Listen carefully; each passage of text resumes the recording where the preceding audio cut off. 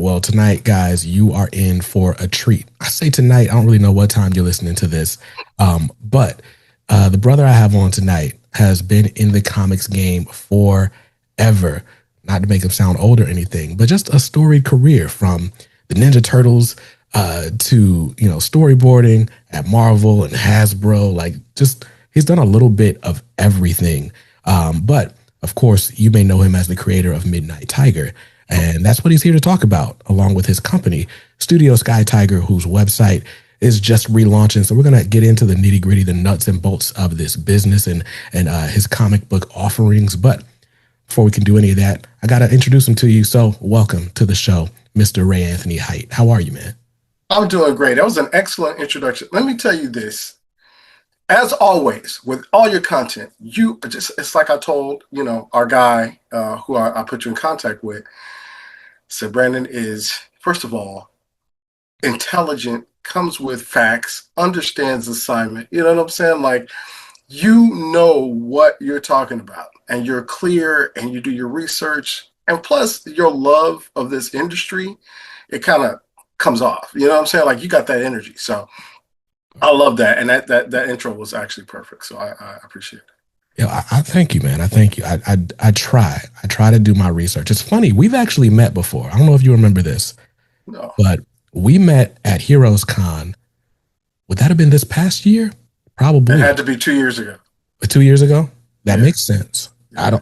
So the clue will be what we were talking about. We were kind of gathered. It was a meeting of the minds.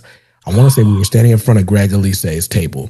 That sounds familiar. It was just a whole lot of Black folks talking comics, and we were talking about a particular Kickstarter project at the time. And that's all I'll say, because this is a public interview. But I remember my man Danny introduced me to you, and it's like, I have a policy. Like, if I'm not like crazy familiar with somebody's work, I'm not going to go up to him. I'm especially not going to go up to him and be like, hey, man, I got a YouTube channel. Like, check me out.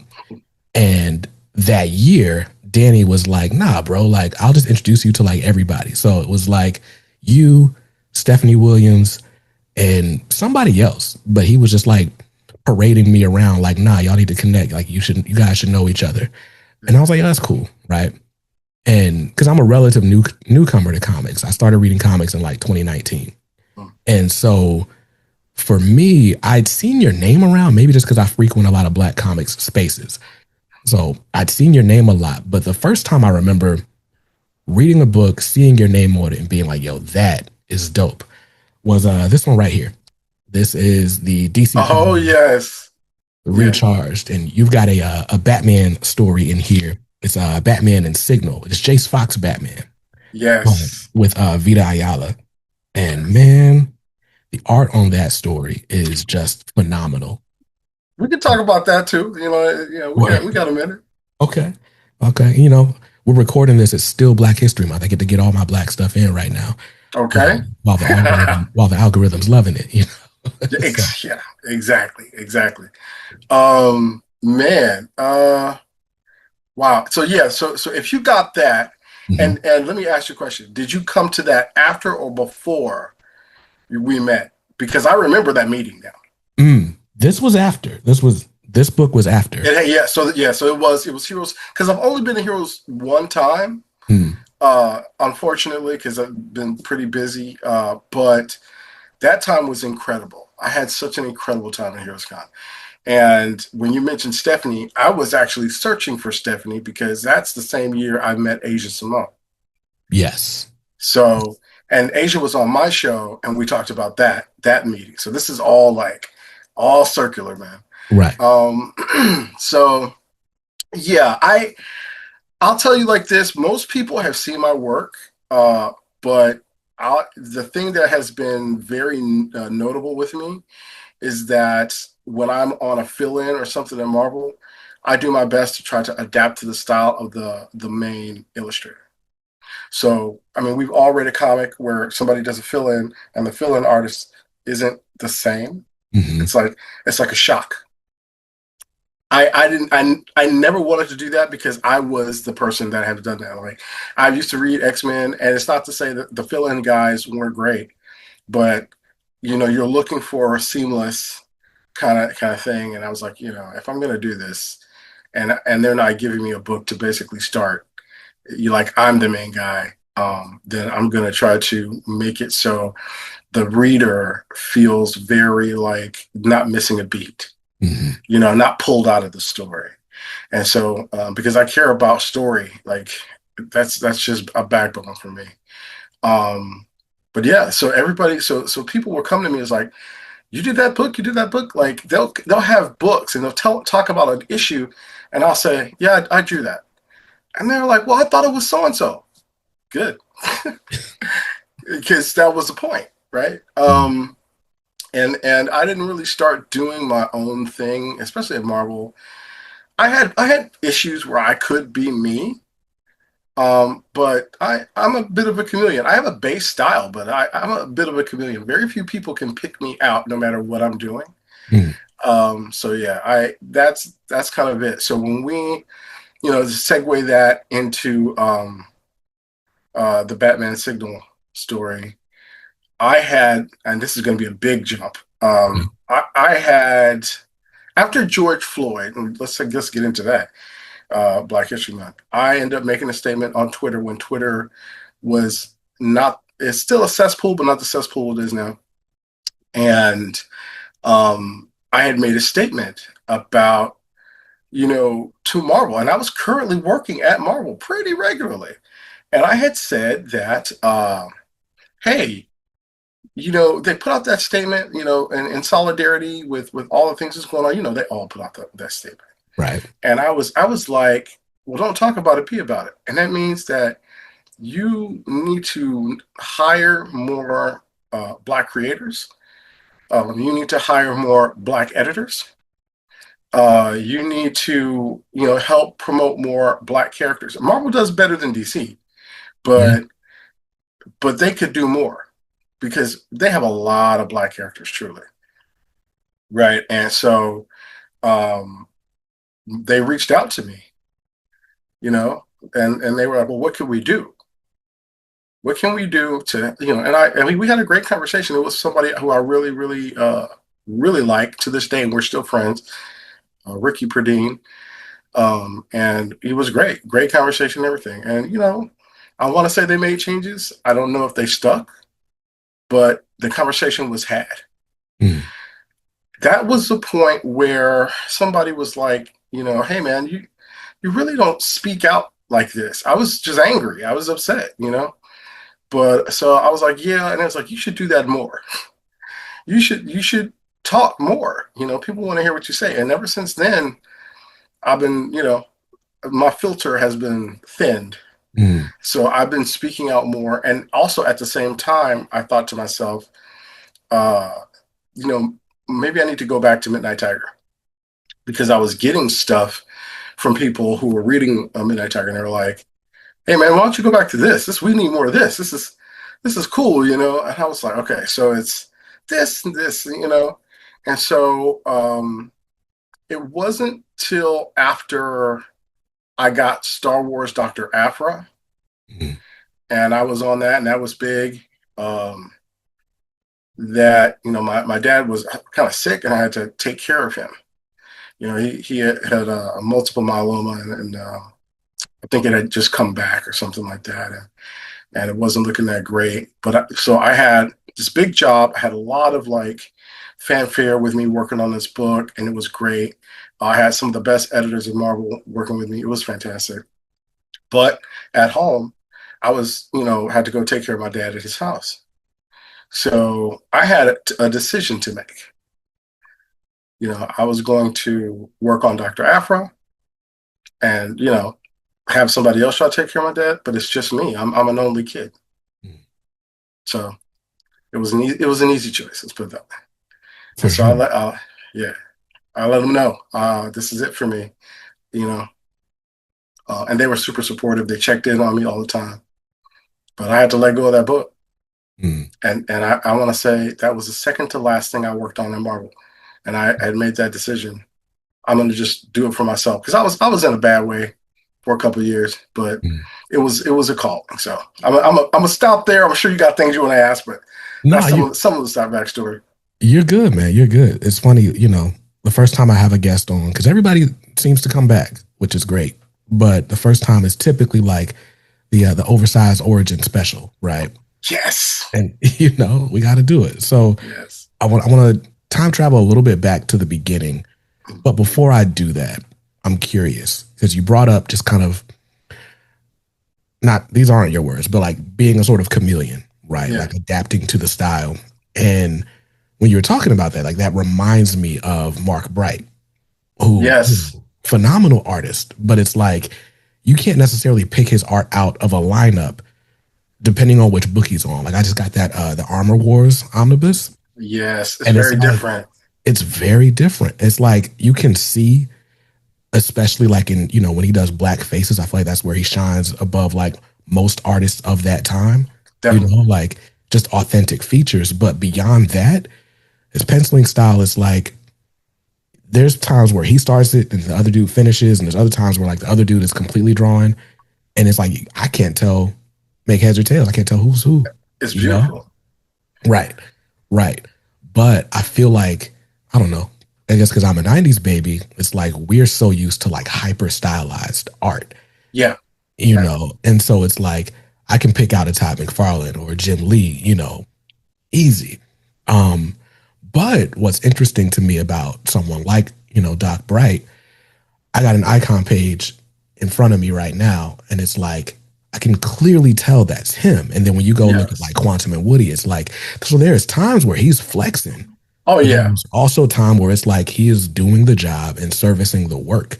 Yeah. And I think that takes a lot more skill than people think. It's like the term house style seems like pejorative, but it's like, nah, like to be able to adapt and flex like that, like and weave in and out of styles, like that's crazy. You know, you hit it, and I like Doc Bright. He was definitely somebody that I was like, okay, I see what you're doing. That's dope, right? So it's not me coming out of the ether with this idea. Like I've seen people who I admire do it, because Icon was one of my favorite. Like really the top three, which is Static, Icon, and Rocket, and Hardware. That was like that was my thing. Not that I didn't like the other ones, but I was like regular. I don't think I missed an issue. Hmm. But and the way Doc used to draw capes, and man, it's just whoa. So anyway, that skill I used to. Man, this is really getting deep. So because people couldn't pick me out necessarily, they knew the art was good, and I always got great reviews on art. Um, they knew the art was good, but it wasn't like, oh well, this is a Ray Anthony Height thing. Like it's not, oh that's my favorite artist or whatever. Like say my boy Kari Randolph. You could pick a Kari Randolph piece anywhere, Facts. right? Like truly. Um, but so it wasn't until so I used to feel some kind of way about that, but I knew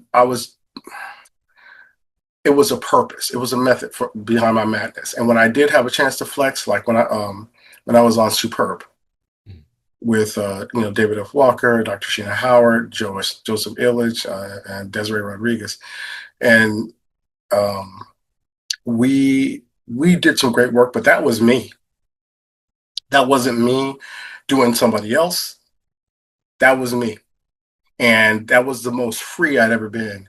And Joe had the foresight. He was like, "Yeah, we want to hire you not only to do the interiors, but this is your book.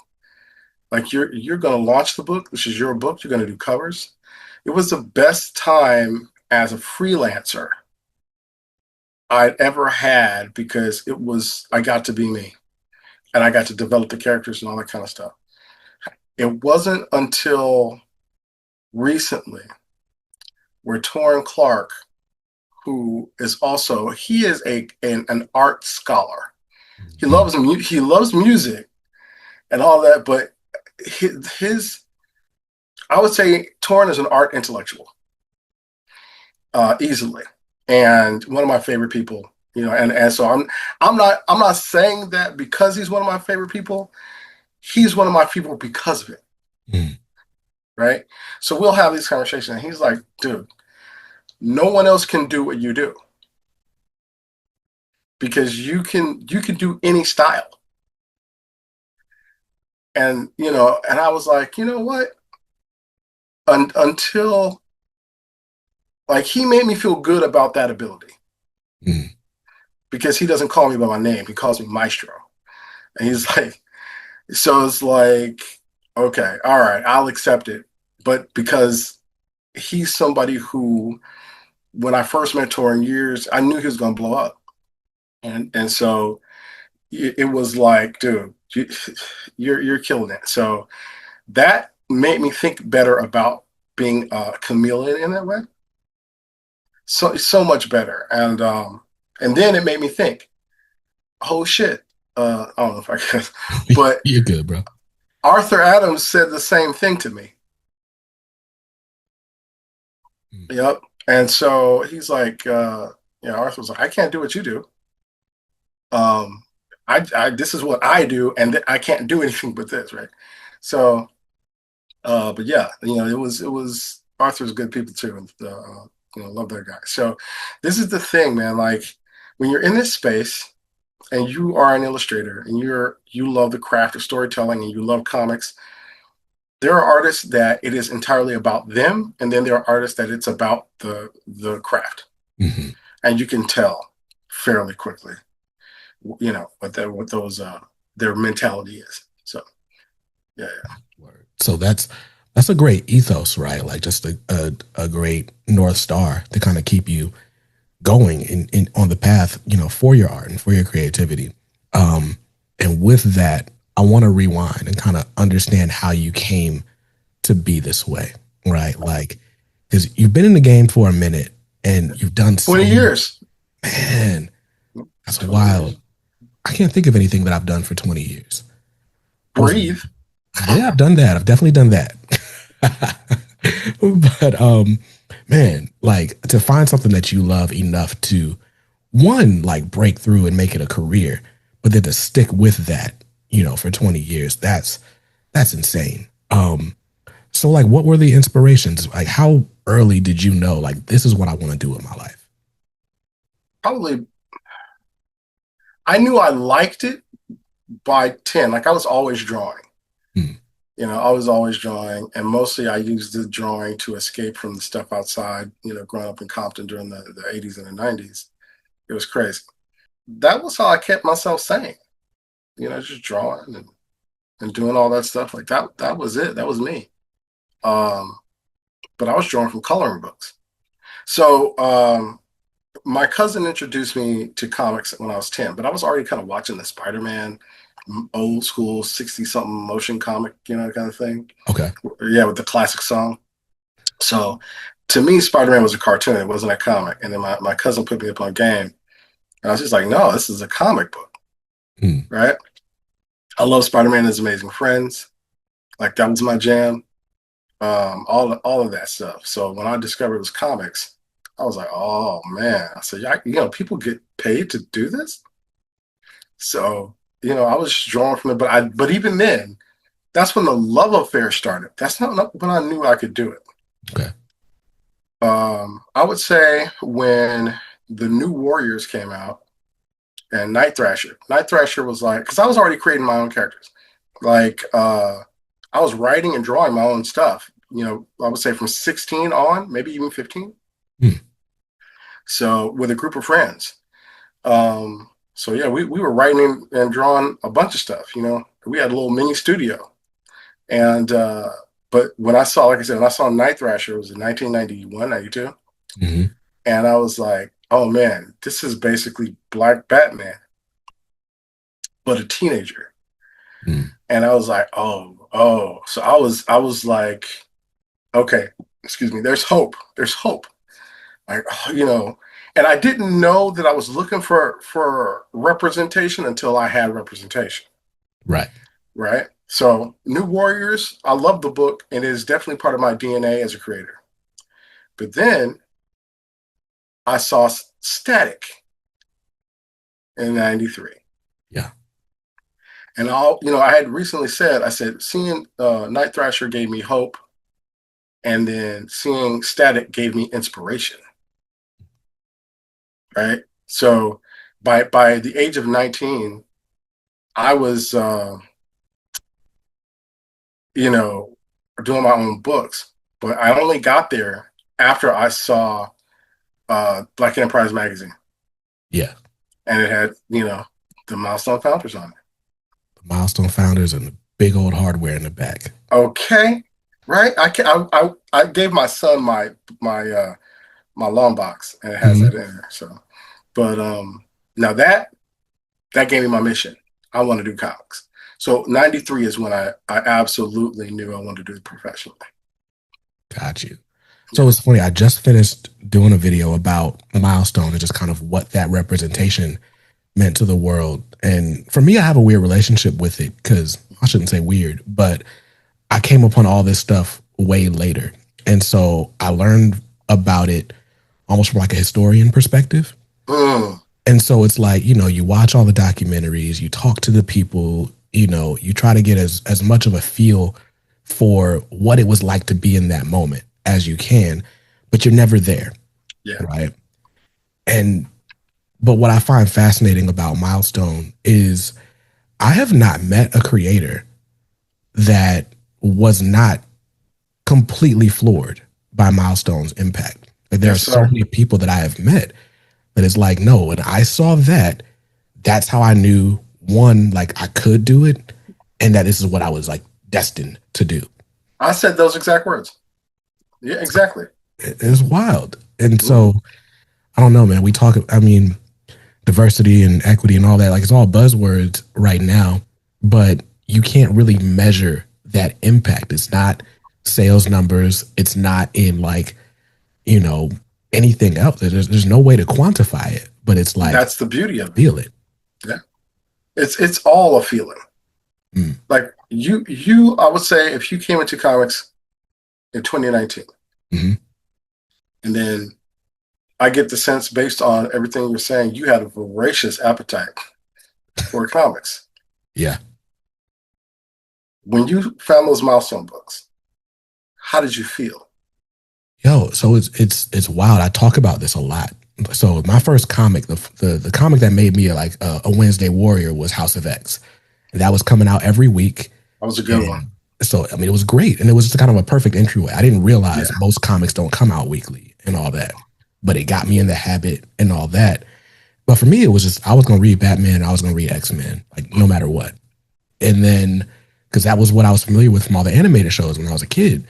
Definitely. And, so I remember Static Shock, the cartoon, because it was a big deal. We're watching cartoons on Saturdays. Oh, snap, there's a black kid. He looks like me. Like, this is dope. But I didn't realize it was a comic. And it wasn't until there was like that movie rumor. They were saying Jaden Smith was going to play Static. Oh, yeah, yeah. And then like so that issue 1 like shot up on eBay. And I was like, oh, I should probably grab one. But I'm not paying $100 for a comic book. And so I bought a bunch of Icon instead. And when I finally read it, when I read that first 4 issues of Icon, it was just like, yo, like this comic, it was like the writer understood me. Yes. It felt like it was speaking directly to me in the voice of like my friends and family. And I didn't know comics could like speak to me like that. Like I'm totally like used to like, okay, that was a dope Batman story. Or yeah, I love like when Wolverine popped the claws out, like, yeah, it's all resonant. It's cool. But like a comic being cool and a comic being like emotionally hitting and gripping and like making you feel seen, like that was a different experience. And when I felt that, I was like, I need all of it. And here we are. That's the shift. That's what comics are supposed to do. That's it. It's amazing. It's amazing. And the legacy is still going, And it should go. It should continue to go. And I mean, it's recently you saw the talks where it's like, why are we putting so much emphasis on Milestone when we should be focusing on independent books? I was buying independent books and Milestone at the same time. Today is no different. Right. Yeah, I think, the value of a kid, first of all, if a kid walks into a comic shop, that's a miracle in its own, Yeah. right? Especially nowadays. Right. And so if there's a kid that like stumbles upon, whatever it is, Static or Rocket or whoever on the shelf, same with Miles, same with Black Panther, is like that's amazing. Any opportunity for a kid to see themselves, like that's a win. Yeah. Now, if Midnight Tiger ends up in a comic shop, like amazing. Like I would love to see that. Like I feel like I'm sure that's everyone's goal, right? And I think when we start talking about like the support this versus that, I don't know, man. I've been black my whole life, right? And so Right. like support black businesses, like that's always been a thing and whatever. And it's like sometimes people are asking you to support like just because they're black. And it's like, I feel you, like you're my brother, but like the to-go plates, like they're not hitting like that. Like, Right. Right. it, Right. and that's not to Colin. disparage anybody's art, but I'm just saying like sometimes it has to be more than just, cooperative economics that keeps us at the table, you know? And so for Milestone to do a deal with DC to, kind of guarantee that visibility for the time that they had it, it's like, that's genius. That's necessary. You can't beat that. Say that again. You can't beat that. Like they had a deal that is not going to be duplicated. At least not at DC. Yeah. Yeah. The closest thing we've got is Unique Studios and Lion Forge. Exactly. Yes. Dark Horse right now. Yep. And they're killing it. Like, yes. Those books are great. And they come out in graphic, like all the stuff that people like complain about with American comics. It's like, they're doing it right. Yeah. But it's like, all of that is amazing. All of that is progress. And don't get me wrong, like I read indie comics all the time. Like you see, if you follow me on Instagram or TikTok, I do. That's where you'll see them most often. Because it's like if somebody sends something to the PO box, like, I'm gonna give it a shot. And there are amazing creators doing great things. And what I wish for you all is that visibility. And some of that just comes with creativity. Some of that comes with, being okay giving up a percentage or whatever it's going to be, but I don't think we got to shoot anybody down for you to get a spot. No, there's no point in that. I mean, really the thing is distribution. And it's funny, it's like, well, I would love to have, when you said you'd love to see Midnight Tiger in the shops. In 2014, actually the first run of Midnight Tiger came out in 2014. And it was distributed by Action Lab Entertainment. So it was on the shelves. I have pictures of like Midnight Tiger next to Marvel, like it was like Nightcrawler and all the other kind of stuff. And I have this thing, and it was like, if your book can't sit next to those seamlessly, then you need to go and retool it. And it was like people were picking it up. That's how the groundswell got big. Because all it takes is for somebody to type in your name in Google. And right, so if somebody's seen my work in Marvel, that's how they were finding the Midnight Tiger stuff. If you could go to eBay right now and type in Midnight Tiger, and you probably see the original run. Word. So what we're doing is a reboot, and it had never been collected. So we have a hardcover or in trade paperback. That's what we're doing right now through me. We originally did it at CEX Publishing, but CEX is no more, and so I bought everything back, especially at the time started my own company. Word. So it's funny because like I scour Comic Hub every week. Like, so when I see something on FOC that looks dope, then order goes straight to my shop. And I saw that Midnight Tiger hardcover through, I believe that was through CAX when I saw it, and it just never got delivered. I just assumed it was like Diamond shenanigans because Diamond closed shortly after that. It sounds like I owe you one. It sounds like CEX didn't get it, or I bought all the stock and they never sent it to you. So we're gonna rectify that. Listen, thank God you were able to get the stock because there's a lot of people that that stuff is just held up. I know. In bankruptcy right now, which is crazy. I have friends that are dealing with that, man, and I tell you, I thank my lucky stars. Not only did I have the capital to buy it, but it was with someone who I trusted all the way till when they dissolved their company. right? So, Yeah. and I know I was lucky. I know I was lucky with that, you know. For So sure. yeah, For sure. So you saw Static and was all right, I can do this. Right. yeah. What does even that the path in look like for you? This is when it gets crazy. So I told you Static was 93. Mhm. Or really Black Enterprise. And I must have poured over that magazine. So in 93, I was 18, I believe. And so me and my group of friends, I was telling you we were writing and drawing and stuff. Mhm. We decided to make our own comic, our own ash can. Sold out. So, I was like, not only can I do it myself. And I was submitting pages and stuff. Right. I had Black Panther pages that I submitted one time.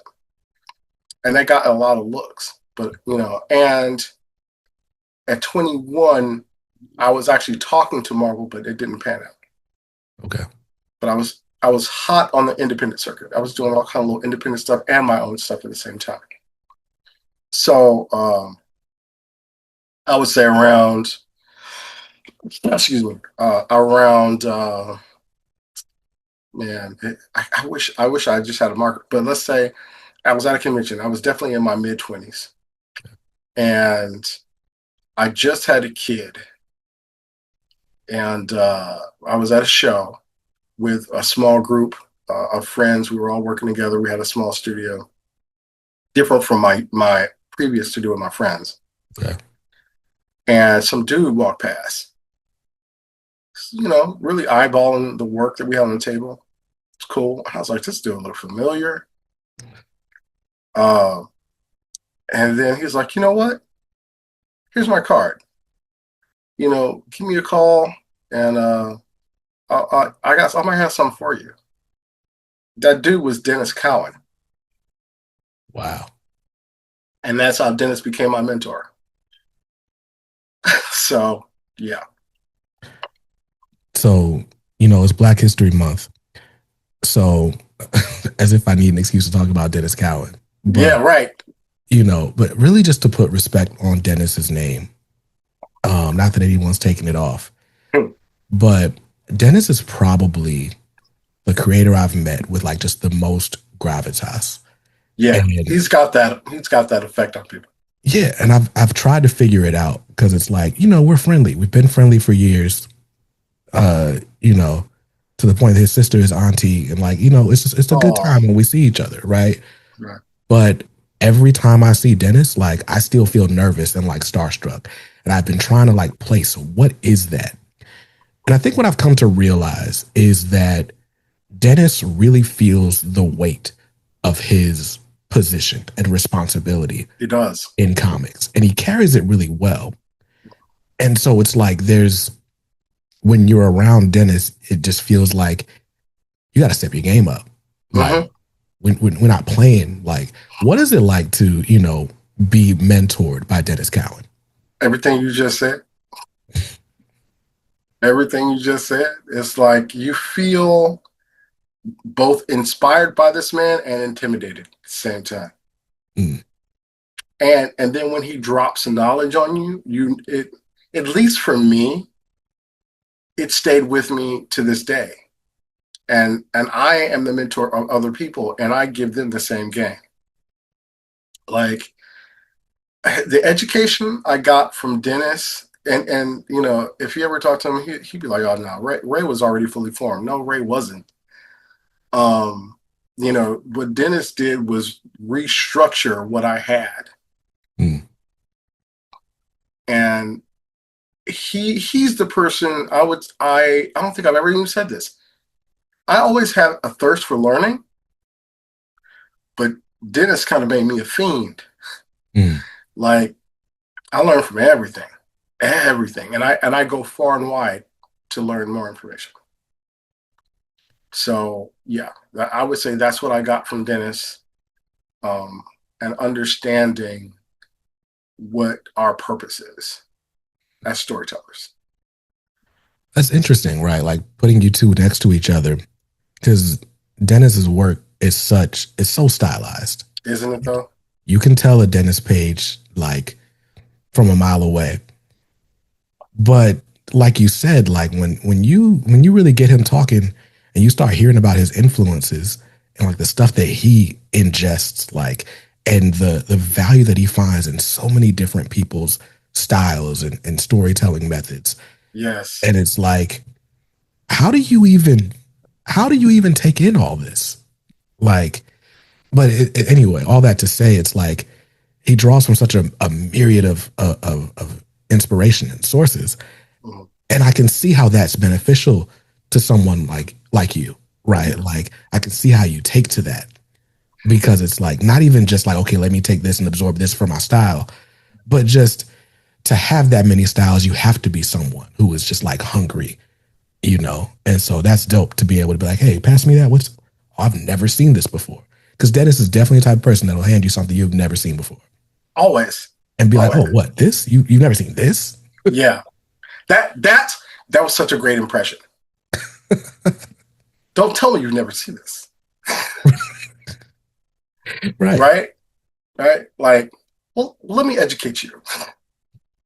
But yeah. Like, Dennis is that dude. I'll tell you something funny. Like, I have nobody knows this. I don't even think so. I did a piece, and I did it in Dennis's style. Mm. I don't know who has that piece, but I just wanted to see if I could do it. And I used to try to practice back in the day. The way you break down things of somebody's style, you have to see what their essence is. Mm-hmm. And Dennis has a story about Jack Kirby. And he said the advice, he asked, Jack Kirby about comics. And Jack told him to draw with power. Right? Mm-hmm. And he's like, and obviously, like, Dennis was inspired by Jack, but they don't draw the same. At all. Right? And Dennis worked, I believe, under Neil Adams. There's a little bit. Mm-hmm. A little bit, right? But no, Dennis is his own man. Like, and if you ever watch Dennis draw, it's like he's got a cheat code because it's effortless. But he's drawing with power. He's drawing with full emotion. When you watch him, it's the way he draws is so intuitive. Also, yeah, right. So when you get to that level, it is everything you learned working at play all at once, like a symphony. Yeah. Yeah. My favorite thing about Dennis is his faces, like his straight on faces. Oh, yeah. Like, it's kind of unbeaten for me. Yeah. Yeah. There's nobody else that does it that way. I'm fortunate. I paid a grip, but it was my birthday present to myself last year. I have this Icon versus Hardware page. You got it close by? Let me see it. I have to pull it off the wall. Give me a second. No worries. Shout out to Command Strips making that easy. Ah. Oh, man. Look at that. I believe this is John Stanici on inks. But it's like the... Look at that. Like that what is it? The third panel. Uh-huh. And like, I got Dennis to remark one of my Black Panther books. And like you said, like you, like if you like were looking from like a table over, it's like, what is this man just scribbling? And then you look and it's like, how you did that in like 4 seconds while talking to me about something completely different. Like just, anyway, that's cool. You like that? Like, right. Yeah. Like, it's cool. Is this cool? That's cool. So, but yeah, man, that his style is unmatched. It's unbeaten. But all that to say, I just think, I don't know how we got on the Dennis Cowan Love Hour, but it's easy to go that route. Always a great time. But again, to have somebody like that in your corner for him to spot you, give you an opportunity, right? Like, what were some of the assignments he had you on? You might not want to talk about it, but okay. We But we was doing some stuff for Boondock. So I would go to the Warner Brothers. I would drive to the Warner Brothers studios while they were working on Static. And Dennis introduced me to Dwayne McDuffie. And he introduced me to Paul Dini. He introduced me to Steve Root, all these people. And he would just have us sitting there. First of all, I was in awe at his desk. He had the coolest, it was like an animation desk and an easel and a thing, and it was like full, true heavy wood. It was beautiful. Mm. It's beautiful. That's the dream. I was like, I knew I wanted that for myself. I never still got one. Maybe one day. But so it was that, and my buddy was there because he was the other person that Dennis had asked to come up. So we were essentially trying to practice to do some Boondock stuff before Boondocks came out. Mm. Because Dennis was attached to it prior. Yes. I think he's got a producer credit that whole first season because he went and made the pilot and sold it. That's dope. Yeah. So when I tell people I've been in and around Milestone for years, and because people have asked me over the year because they've seen me either talking to these people or whatever, and they're like, "Are you going to be like?" Ken Lashley asked me, "Was I going to be part of the new Milestone?" Mm-hmm. I was like, "Nobody talked to me." This was when they did the first announcement. Yeah. I was like, nobody talked to me. But I was there when he moved to BET. I saw the Black Panther stuff. What you guys didn't see though, they was working on a Hannibal. Mm. That was dope. Like, oh my God. I'm so sad it never came out. But that's also where I met Reggie Hubler. Gotcha. And so, but yeah, I mean, those are the things that he would have us do. He would just have us drawing things, and really kind of feeling us out and giving us direction, right? Like, you should do it like this, or, you know what I'm saying? Like, so it was development for sure. Nice. I think, I don't know, again, not to make this all about Milestone, but I think that's such an underrated part of their legacy.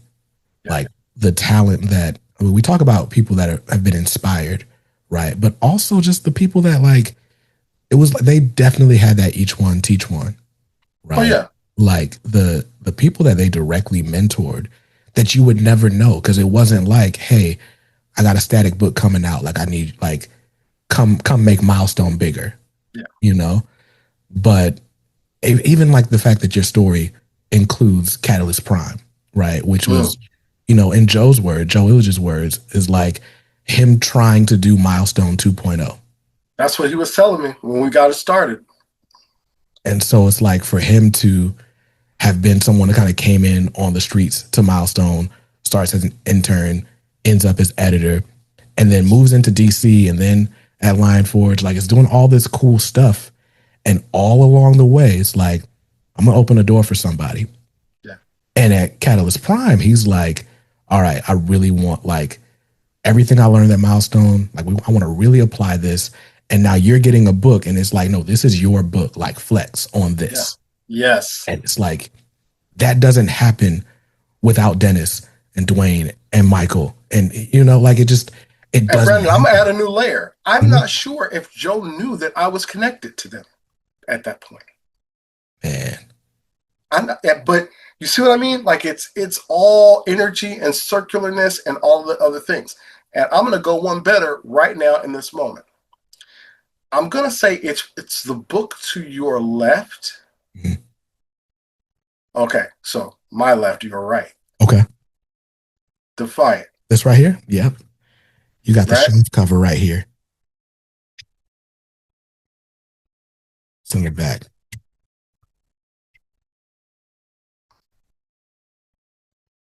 Which is an homage to the Shaft poster, which Dennis did an homage to the Shaft poster. Yep.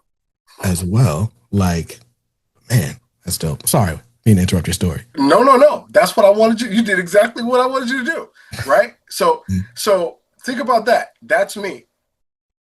That's me doing that. And Dennis did an homage to a Shaft poster. I got one better. I got the original. So they hired Studio Skye-Tiger initially to work with Rob Edwards. Rob Edwards knows Dennis. Dennis recommended me and Nick Draper-Ivy. Wow. This is Nick Draper-Ivy on the cover, by the way, for you guys. You see? So that's incredible. And I'll go even more. Dwayne and Dennis did a Prince comic. Yes. Years ago. That's in a box in my storage room. Now, what did they hire me to do for Milestone in History? The Prince story. Prince story. Crazy. It's crazy. That is wild. Yep. Man. So you're getting world-class education and, connections from Dennis. And, what do you do with it? Like, how do you carry it forward? I create Studio Skye-Tiger Comics. And I try to use my knowledge, my influence, my experience to try to help other people who wouldn't otherwise get an opportunity like me. Okay, so let's talk about Studio Skye-Tiger, which is what we were here to talk about the whole time anyway. But, right. But wow. We're here because, Studio Skye-Tiger is relaunching the website. And it looks great, by the way. The screenshots I've seen look great. That is. Thank you.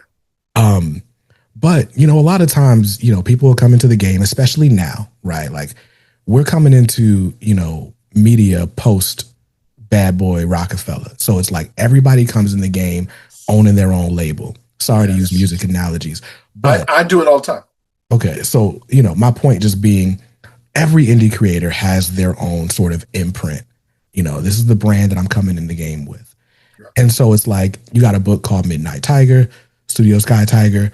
Okay, cool. This is just this guy's banner, right? Is what you might assume.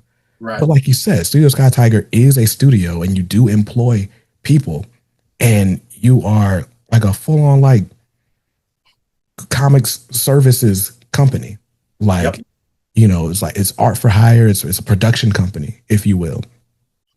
What was the impetus for taking this outside of just, okay, here's my comic, here's my idea, here's a name to sell it under. And like, no, let's really open this up and make this something.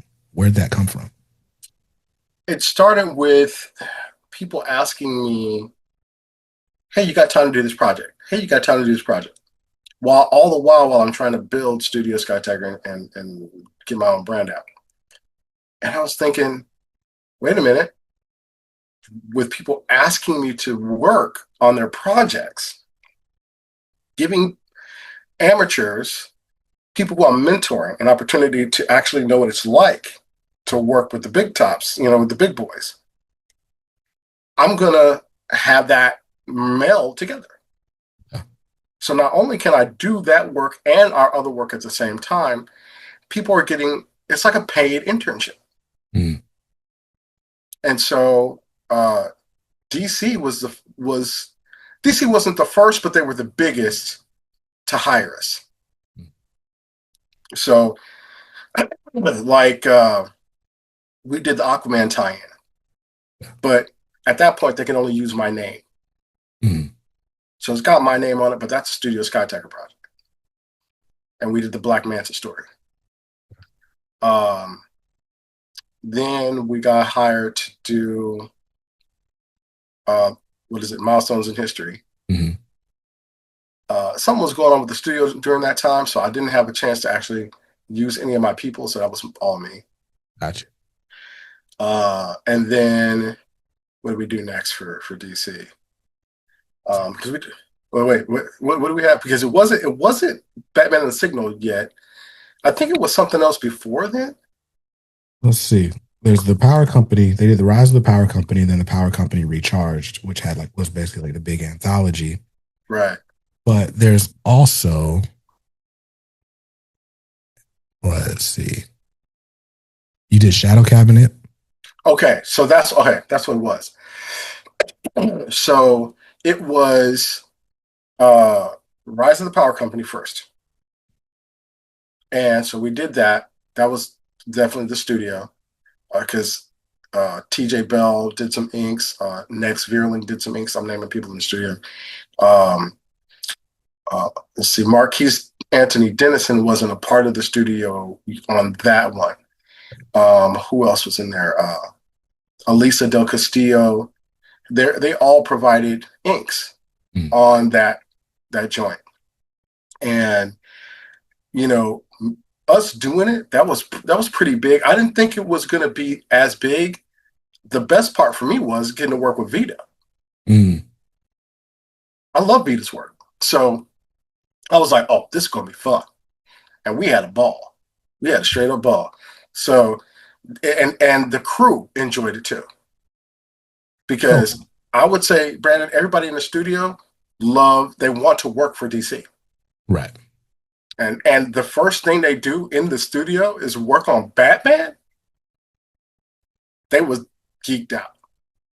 So let me ask you this, like the sort of average age for people in your studio, like, because I once had a goal that when I was in the music industry, my goal was to open up a studio, like a recording studio, but it was basically going to be an after school program. So we got like an A room, B room, graphic designers, like, and basically you come to the studio to, knock out tracks, get album art, all that stuff. But the Absolutely. people who are recording your sessions are like high school kids, and they're getting their first, studio credits, and maybe somebody ends up like engineering like a Grammy track or something. And it's like, hey, that's just somewhere safe for them to be after school, and they get real world experience. And maybe they take that and go to like an arts college or like a Full Sail or something like that, and have a leg up with production credits under their belt. So when you're talking about the studio, it sounds like that, but I'm curious to hear like, It is very much like that. hmm, Except our youngest, which I don't know if Next has the uh, the record right now, but must be fairly close. So Next Veerling is my protege, and they are when they did the book, they were 16 years old. wow, Yep, 16. that's crazy. So yeah, I mean, yeah, they have that to put in their pocket, because I think that I I don't know if there was any other teenager that has worked on any DC property in the last 30 years. You're probably right. I'm gonna share my screen real quick so we could just kind of put a spotlight on your studio talent. Oh, beautiful. So this is a screenshot from the new Studio Skye-Tiger website, and here are the members. Oh, look at those beautiful faces. Right, I love them. man. This guy looks familiar with the orange name. That's my boy. That's Jamal Anansi. So let's get into it. Okay, I mean, all of them. I love everybody like their family. Jamal Anansi has such a great story, and he should actually be on your show at some point. But I'm always down. I'm always looking for new guests. So you can interview him. But Jamal is a writer. Excuse me. He's our resident writer, and but he recently had gotten out of prison. mm, He's from the city. He's from Compton. So me, Jamal Anansi, and Marcus Newsom are from Compton. okay, Jamal will tell you Compton and Watts. He got to put the Watts in. mm, So he gets out, but while he was in prison, all he could do was think about writing comic books. He's a huge fan of Jason Aaron and Jonathan Hickman, and you know, and so he is actually writing comics in prison. wow, And then he gets out, he sees me You know, he's like, I heard you from Compton, this is that, you know, we talk about this thing. And he has nothing at that point. He's just interested. He's gathering information. He's trying to figure out how to do this. Now, I hear a lot of people like, oh, Ray, I would love to do comics. You know, I got this comic idea I want to do, blah, blah, blah. You know, I hear it over and over again. I see nothing. Brandon, I kid you not.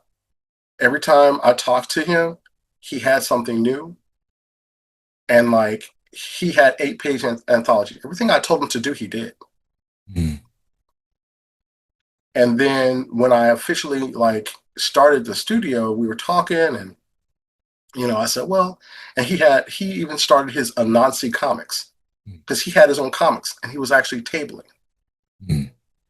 This is a year and a half out of prison. Wow. So we're talking and I was like, yeah, eventually, you know, I'll be thinking about branching out, maybe getting an imprint. He was like, I want to go right now. I want to be imprint of Studio Skye-Tiger Comics right now. Excuse me. So I'm like, you know, it's early. I said, we're new. We haven't even put out our first stuff yet. I mean, we had WTF Mama, which is doing pretty good, like really good. And that's my wife, Shayla Heights book, and we do the art for it. And that book sells really, really well. But that was our first official publish. Mm.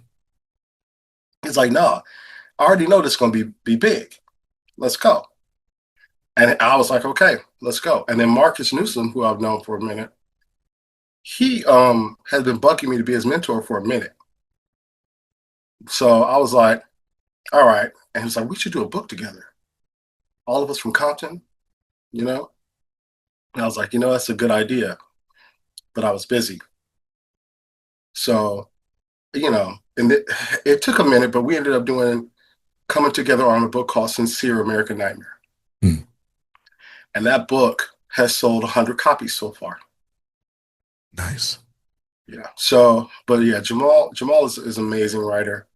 And one of his books that's going to be on the site is Ebony in the Hall of Dragons. Okay. That's going to be a great book. It's fantastic. That's a dope dragon bot on it. Like that's a great cover. That's the one. Yes, that's it. That's dope. Those are our books. So I wasn't going to ask this, but Compton keeps coming up, right? It's essential to the story of your studio, right? And it's essential to us, yes. Right. But all I know of Compton is, you know, West Coast rap. Yes. Right. And so I think, you know, especially for people of different communities, right? Like there's a sort of fetishization of, you know, inner city life and certain locales, right? I've never been to Compton, you know, just like I've never been to Staten Island or Flatbush, right? Oh, yeah. Spent plenty of time in Queens, right? But, you know, there are certain areas that it's like, okay, I don't know this, right? But even like now, like kids have like this obsession with O Block in Chicago. Oh, yeah. And it's like, you know, I don't know. For me, the inner city is the inner city. Everywhere I've been in the inner city, it's like, that's what it feels like. But because of like West Coast rap, when you hear Compton, it just sounds like a war zone. And you've, you know, made the statement that like comics saved your life growing up in Compton and in an especially like turbulent period. Yes, like, no doubt. How does the city that raised you, like, what role does it play in this story? And, you know, how were comics a haven for you? How do I start this? It's a good question. You are now about to witness the strength of street knowledge. That's man. I grew up all in that time. Compton is such a part of everything that I do and everything that is comics to me, because it is the thing that doesn't get reflected in the comics. And I was looking for that. So when I'm doing comics, especially how I navigate in the business, I've seen so much growing up that I can't really be intimidated. You know, like, and we have stories too. There's a lot of blurs in Compton. Just listen to the rappers. Hip hop and comics go hand in hand. like like Midnight Tiger takes place in a place that's like Long Beach and Compton. Mm-hmm. Technically, it is Long Beach, but because of what goes on in that city, the barrier, that the magical barrier that's over it, it's transformed it, it's terraformed it into something that we call Apollo Bay. That's Compton. Mm-hmm. When Vita and I put, Jace and the Signal playing spades, that's Compton, right? So it's in everything I do. As a matter of fact, both Marcus and Jamal call me Dre. I'm the Dre of comics. That makes all the sense in the world. Right? When they said it, it made me laugh first. But I was like, that fits. So then that means that the question now is, who's DJ Quick? Like, who's about to come out and be like, yeah, I did everything? Jamal. Mm. I would say Jamal is Quick. Quick is always authentic. Who else? Marcus actually does everything as well. But he's one of the nicest people you would meet. And see, for me, I am a nice person until I'm not. Right? I'm more strategic. Mm. Right? Jamal is, he's definitely, we're definitely hood guys. We all hood guys, but Jamal has a little more of an edge. And Marcus is nicer. He's the nicest between all three of us. I don't know. I want to talk about Midnight Tiger. We'll probably just do a second interview at some point to really just kind of dive in. Yes. And when I'm feeling better, because that way I could really, talk. Like right now, I'm trying to be very strategic and limiting my words. Listen, we all need that skill. Right? It's good practice, but it is. I'm forced, Brandon, right now. but not in all seriousness, right? Like just talking about, what your hometown means to you, and what Compton, like how Compton enters all your comics, right? Like I think, I don't know, everybody should have a place that feels like that, right? Like, like what Compton is to you is like, to me, the same thing that like it's like what I get from Stephanie Williams comics. It's just I love Steph. Right. And it's like her work is just always going to hit you, like, and it's subtle. It's not like over the head, over the top. It's just like, but this feels like home, right? It's a little piece of like that same stuff that made me feel Icon, And I think that's the value of, representation in comics. It's like, it's not, oh, we got 4 Black characters this month. It's like, no, this comic feels like home. And that's the point. Like, not to say like we want to just replicate whatever we see in the streets all the time, but, to have a character like Gavin, right, who definitely gives me big Spider-Man vibes. And just because he's Black, I guess also gives me big Static vibes, right? Yeah. Like it's all there. But I think the part that really got me, and I'm still working my way through this origin, but is when he gets in trouble with his dad. Oh yeah. He gets in trouble with his dad. He gets the lecture and all, like, and his dad's about to walk out the room and he comes back and he's like, "Yo, son, I love you, right?" And it's just like that feels like home. And it's something you don't see. Like you don't get that for whatever reason in mainstream comics a lot of the time. No.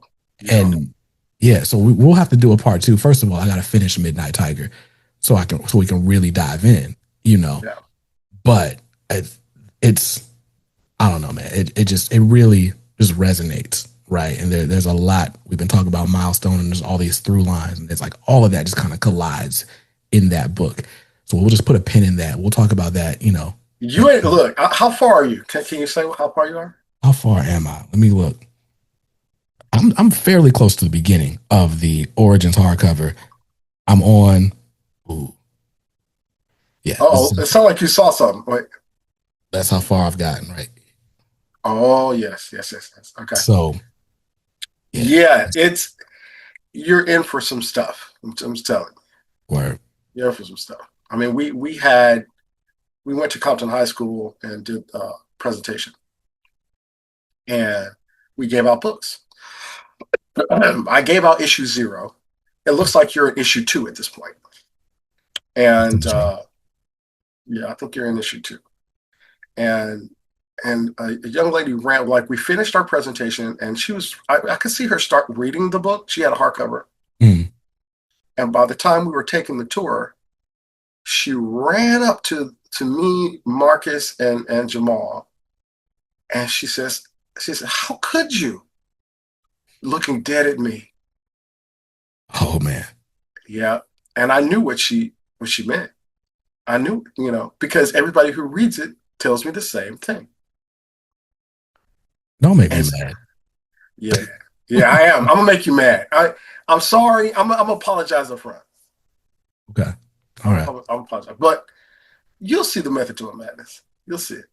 But it'll also make you want to come back when I start Evo, okay, right? Because that's like the relaunch slash reboot slash continuation. okay. And Evo is going to be coming out as a web comic on the website, right? Yes, and then we're going to collect it for the Kickstarter backers, and they're going to have an exclusive. It'll be our only book that's in color on purpose. Mm, okay. Yeah, because we're going to go through basically full anthologies. That's how our print copies or our prints. It's Studio Skye-Tiger Presents is our main anthology, Okay. and Regulus is our mature readers. Okay. So So those are the books we're going to be printing. So this sort of like Shonen Jump model. Bingo, Right? you got it, man. I like on the nose. You got it. I was gonna ask like why that model as opposed to like individual Kickstarter projects? Is it just to flex? Like, because we got it all? Like what makes you choose that model? Everything you're thinking right now, yes, because we have horror, we have like irreverent comedy with basically WTF Mama, Mm-hmm. uh, which looks like a cute cartoon, Mm-hmm. but 85-year-old grandma who builds her own cars and stuff like that. Nobody's seen that in comics, Right. and she's hilarious. It looks like, for those of you who haven't seen it, it looks like Medea meets like Spidey and his amazing friends. Like, Yes, it's crazy. it's crazy. And people, when we're at shows, everybody gravitates towards it. If not for the name, for Nanita, Mm-hmm. right? So we got that. We have Ebony and the Hall of Dragons. That's a dark fantasy, right? We have I think I told you about the horror, which is a book called Bloodsuckers by Jamal Anansi. Delilah is by T.J. Bell. This is all going to be part of Regulus. Okay. And then we have Lightning Strike, which is Compton's Hometown Hero by Marcus D. Newsom. Nice. Right? Now, the other question I have for you in reference to Studio Skye-Tiger, right? Because I think it's dope to have like mainstream opportunities and share them with people. But like, how do you sort of build name reputation when you're creating work it's not like a lettering house, right? It's not necessarily like, okay, we got, virtual calligraphy or and world design, but you guys are like, it's all right. You got penciler, inkers, colorists, like you're just going to get a finished page from my studio. How does an editor trust your studio style? Like, do you just assign an individual artist, or like, how does that work? It depends on what. So we have a packet that we send out to potential clients. They can choose what services they want, and they can pick based on what they see what styles they're interested in. Mostly, I'll do the layouts, but we have people in our studio who can do all kinds of stuff. When it drops on March 1st, and you get the chance to click on those faces that you posted up, you'll see what they're capable of. And we run the whole board. Plus, we have people right now that's trying to get into the studio. I don't want to grow too fast, but people are interested. That's fly. And then I don't know. I'm just trying to trying to quantify or understand the value, right? Like produced by the Uma, Yeah. right? And so it's like, okay, well, there's Q-Tip, there's Ali, there's JD in there somewhere, and at some point the question becomes, who does what? Who should get the credit? Like, who is the star, right? How do you avoid that sort of syndrome in this big collaborative environment? Everybody gets their own assignment. So TJ Bell is currently working on a series. So it'll be Studio Skye-Tiger's TJ Bell. Mm. Right? So if somebody gets a series, that's what it's going to be if that person is doing the entire thing. Okay. Or the line art or whatever it is. So like if you look at what is it? Not Absolute Power. The other one. What's the other one? The last one. Oh, the Power Company, the Recharge? Yeah, Recharge. Okay. Recharge, it's billed as Ray, Anthony Height, and Studio Skye-Tiger. Yes. Right. So that's it. And so when you see Studio Skye-Tiger, you already know you got me. Mm-hmm. And then it's going to be a name. So if somebody else does it, it's going to be their name. If we all do it, then it's either going to be Studio Skye-Tiger or Ray Anthony Height and Studio Skye-Tiger. Got you. That's dope. I've not seen it. Maybe I have and just didn't know it. But maybe, to my knowledge, I have not seen a comic studio doing this. You could thank DC. I mean, DC is the one that really put us on the map. Yeah, that's dope. But like, just, I don't know. Again, the sort of, in my opinion, the greatest piece of Milestone's legacy is the talent that they brought into the industry. Like, that's the one thing you can't take from them. It's like, okay, well, they saw John Paul Leon first. Like, they saw Criss Cross. Like Humberto Ramos. Right? Like, they had that talent, right? When you, even Bernard Chang. Yes. Like, when you start talking about like all the people that came out of Michael Davis' studio, and like, just, so for me, I feel like that's such a great, that speaks to character. You know, like the character of the people running the company, because we ascribe human elements to companies all the time. Like, oh, it's like a big family, right? But the people making the decisions, you know, actively invested in the lives of others, invested in their lives, invested in their skill, invested in their craft, and, you know, really gave up the game so that, you know, you could be a part of another generation doing the same thing for others. And I just don't see very often that people extending the hand. Like, I'll hear about like, okay, I went to a con, I saw this person such and such, and they kind of passed my name along to an editor. But I have not seen someone creating opportunity at scale like that and building for home. So like, I don't know. That's dope. I really commend what you're doing, and not like I commend what you're doing, like, oh, that's a great charity you're running, but like, no, like that. It really, it means a lot. I don't know if anybody like sees what you're doing or sees the vision or understands it. Some people, yeah. Just some people. The more you tell me about it, the more I see it. I'm like, yo, that is insane. Like, that is awesome. So, man, and everybody is mentored by me. Everybody you see there has been mentored by me. So, and like I said, we already talked. We discussed who gave me the game. Right. I'm just paying it forward, you know. I mean, Dennis himself have even told me, it's like, I like what you're doing. Like, I'm a fan of what you're doing. That was big for me. It put me on pause when he said that, because, you know, he's somebody who sees it. Yeah. You know, not everybody sees it. But when certain people do, you know, the vision changes. Mm. Right? Because this is, you know, they keep telling me like, Ray, this is bigger than you. Like, you're doing something incredible. And when I started this, I'm just doing me. Yeah. I'm doing what I think is right. It's, you know, it's not that it's not strategic in some capacity, but Mm-hmm. the impetus of it, the inspiration for it. Like, I'm inspired by manga studios. I'm inspired by anime studios. That's impetus, right? And one of the things is I also like to give credit where credit's due. So somebody says, hey, Ray, can I share this, page from the studio that I inked? Absolutely. Make sure your name's on it. Get your credit, Yeah. Let's fly. Let's fly. Well, look, I think that's a good note to leave on, right? Just understanding the legacy, paying it forward.